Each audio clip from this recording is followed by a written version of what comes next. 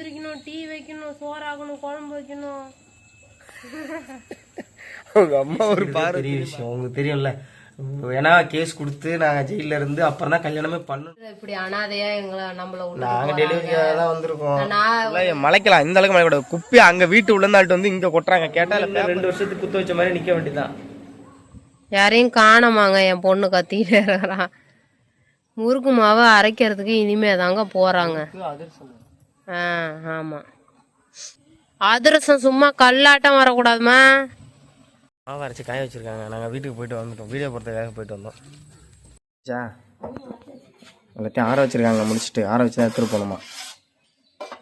மாவுலாம் அரைச்சிட்டு வீட்டுக்கு வந்துட்டாங்க. அதிரசம் சொல்றதுக்கு செத்திக்கிட்டு இருந்தாங்களா, ஏதாவது இருந்தா உடைச்சுக்கோமா, எவ்வளோ நேரம் செத்திட்டு உட்காந்துருப்பா அப்படின்னா அதுக்கப்புறம் போட்டு தட்டுறாங்க. என்னம்மா பாப்பாவை கொஞ்ச நேரம் ஆட்ட சொன்னாங்க.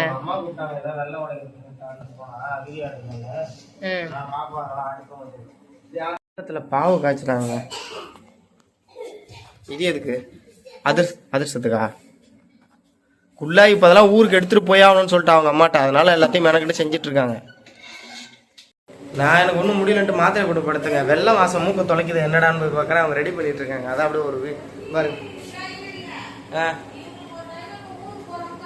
அங்கே எங்கள் சகல இருக்காங்க. அவங்க வீட்டில் இவங்க குள்ளாயோட அக்காவும் கேட்டிருக்காங்க.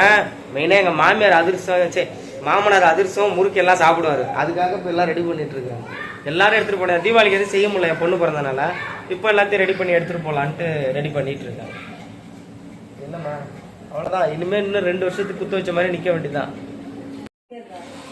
இது முன்னாடி இவ்வளோ வேலை இருக்கு போல இருக்குங்க. இந்த அதிர்ஷ்டம் இந்த நான் இப்போ தான் ஃபஸ்ட் டைம் பார்க்குறேன்.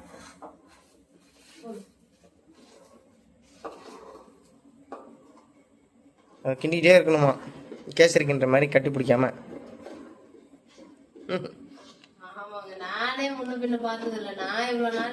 இது உடனே சொல்லலாமா? அப்படியே செஞ்சு 3 நாள் அதிலே ஊறணுமாங்க அந்த மாவு.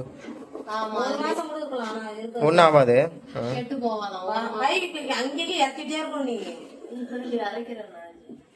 மணி 5 மணி தாங்க ஆகுது காலையில். காது இதெல்லாம் அடைச்சிச்சு. ஒன்றும் சொல்ல முடியல. மூக்கையும் பயங்கரமாக அடைச்சிச்சு. வெளியில் காஷ்மீரில் பனி பெய்யுற மாதிரி பெய்யுதுங்க. அது எங்கள் ஊரில் கொஞ்சம் மோசமாகவே பெய்யும். ஏன்னா கடல் கொஞ்சம் பக்கத்தில் இருக்கிறதுனால ஐயோ முடியலங்க. யாருமே இன்னும் எந்திரிக்கல. எங்கள் மாமியார் மட்டும் எப்படி தான் தெரியல. 5 மணிக்கு எந்திரிச்சு சக்கு சக்குன்னு ஊட கூட்டுறாங்க, சுற்றுறாங்க, ஏதோ பண்ணிட்டுருக்காங்க. அவங்க போட்டோம் 6 மணிக்கெலாம் என்ன பஞ்சாயத்து? நைட்டு மாமி வந்து அதிரச மாவு பாவில் கரைச்சி வச்சுருக்காங்க. இன்னும் கொஞ்சம் தடதடன்னு இருக்கு. நல்லா கெட்டியா. எத்தனை நாள் கழிச்சு விடுவேன்? 1 மாசம் வரைக்கும் இருக்குமா? நல்லா ஒண்ணுமே ஆகாது. 2-3 நாள் வச்சிருந்து செஞ்சாதான் நல்லா இருக்கும். உடனே செஞ்சா நல்லா இருக்காது. ஏன்னா அந்த அரிசி எல்லாம் ஊறணும் நல்லா பாவுல. நிறைய பேர் என்ன சொல்லியிருந்தாங்கன்னா, அப்புறம் நம்ம வீடியோ வந்து ஷேக் ஆகுது, ஓவரா ஸ்பீடா இருக்குன்னு சொன்னாங்களா. அது ஸ்பீடு பண்ணி வரதுனால அப்படி ஷேக் ஆகுதுங்க. நிறைய டேக்கா எடுத்ததானே மினி விளாக் போடுறோம். அதனால அப்படி ஆகும்னு நினைக்கிறேன். அது இல்லாம நான் கையிலே தான் செல்ல ரொம்ப நேரம் பிடிக்கிறேன்னா அதனால ஷேக் ஆகுது. இனிமே முடிஞ்ச அளவுக்கு அது வராத அளவுக்கு அப்படியே மாத்திக்கிறாங்க. நான் டீ போட எவ்வளோ நேரம்ண்ணா? நான் போய் பார்க்குறேன். சிவா உள்ள வந்துட்டான். காலையிலே கோச்சிட்டு வெளில போனாங்க. 5:30க்கெல்லாம் கோச்சிட்டு வெளில போட்டான். இப்போ டீ போட்ட உடனே பாருங்க கையில் பண்ணு போட்டு எடுத்து வந்து உள்ள வந்துட்டோம். வெக்கமா இல்லை சிவா? என்னம்மா எங்கள் அம்மா காலையிலே வந்திருக்காங்க. அதிசயமா இருக்கு. என்னம்மா அன்னைக்கு நீ தானே குண்டானில் எடுத்துட்டு போன? அந்த குண்டா அங்கதான் இருக்கு. தெரியும். அவங்க இந்த மாதிரி தான் பண்ணாங்க. எதையா கொடுப்பாங்க, அதை மறந்துட்டு எங்கேயா போய் தேடிட்டு அப்புறம் கத்துவாங்க. ஐயோ அதை காணும் இதை காணும். வீட்டு உள்ளே காசை 200 வச்சுட்டு நான் காசை தொலைச்சிட்டேன் காசை வந்து தெரு ஃபுல்லாக சுற்றி வருவாங்க. இந்த மாதிரி நிறைய நடந்திருக்கு. மலைக்கலாம் இந்த அளவுக்கு மலைக்கூடாது. குப்பி அங்க வீட்டு உள்ளந்தாட்டு வந்து இங்க கொட்டுறாங்க. கேட்டா இல்ல பேப்பர் இருக்குமா, எடுத்து அடுப்பெரிய விடுங்க. என்னடா இது? வெளியே இப்பதான் முதல் அடுப்பு கிட்ட வராங்களா? ஏன்னா இதுக்கு முன்னாடி அவங்க இது ஏன்டி சொல்லிட்டு காலையில அவங்க அம்மா தோசைக்கு ஏதாவது ரெடி பண்ண சொன்னாங்க, சட்னி வைக்க சொன்னாங்க. இவ வேலை செய்ய மலைச்சிக்கிட்டு பொடி தொட்டு சாப்பிட்டுக்கோங்க, எனக்கு சோறு தேவையில்ல, நான் பரவாயில்ல. ரொம்ப கேடு கட்டத்தனமா மலைக்கிறாங்க. எனக்கு பிடிக்க மாட்டேது. வர முடியலன்னா ஒண்ணு நீங்க செய்யுங்க அப்படின்னு நான் சொல்லணும். ரெண்டுத்துலயும் இல்லாம அடுத்தவங்க வந்து இது பண்றது உங்களுக்கு வேலையா போச்சு. என்னத்த சொல்றீங்க? எனக்குலாம் ஒண்ணும் பண்ணாத உடம்பு. இப்ப என்னதான் பண்ண? நீ என்ன பண்ணீங்க? காலையிலே உங்களுக்கு எந்திரிக்கணும், டீ வைக்கணும், சோறாகணும், குழம்பு வைக்கணும்.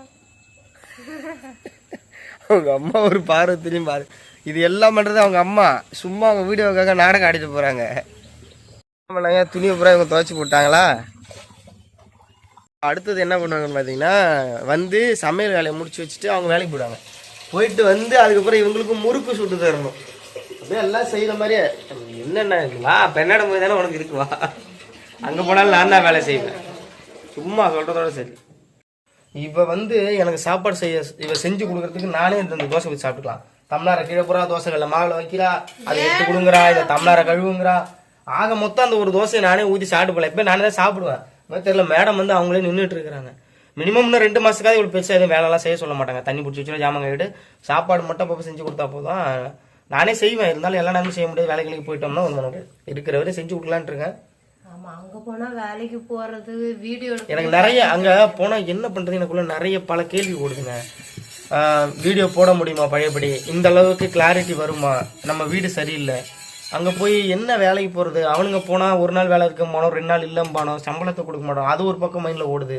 சிவா ஸ்கூலுக்கு அனுப்பணும், பல பிரச்சனை ஓடுது. இதுக்கு இடையில தான் இப்போ இங்கே இருக்கும்போது எந்த கவலையும் இல்லை. உண்மையிலுமே என்னன்னு கேட்டால் சிவா ஸ்கூல் நிம்மதியாக இருக்கிற மாதிரி இருக்கு இங்கே. ஆனால் இங்கே இருக்க முடியாது தொடர்ந்து.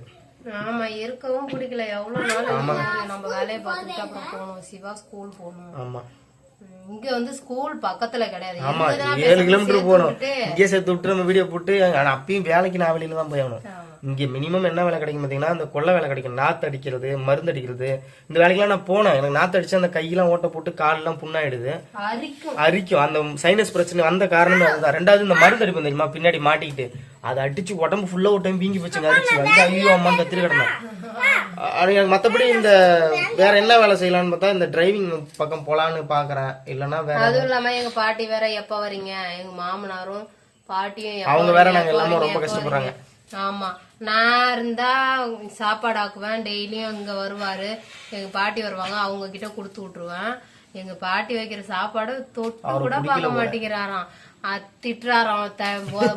தண்ணி எல்லாம் அடிச்சுட்டு விட்டுட்டு இப்படி அனாதையா எங்களை நம்மள விட்டு. நான் ஒரு தீபாவளி பொங்கல்னாலும் ஓடிடுறாங்க நம்மள விட்டுட்டு அனாதையா அப்படிங்கிறாங்க.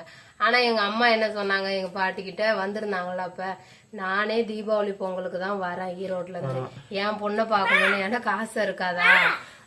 இதுல இன்னொரு ஹைலைட் என்னன்னா, இவங்க எல்லாம் ஒன்னா பேசிக்கிறதே பெரிய விஷயம். உங்களுக்கு தெரியும்ல, ஏன்னா கேஸ் கொடுத்து நாங்கள் ஜெயிலில் இருந்து அப்புறம் தான் கல்யாணமே பண்ணணும்.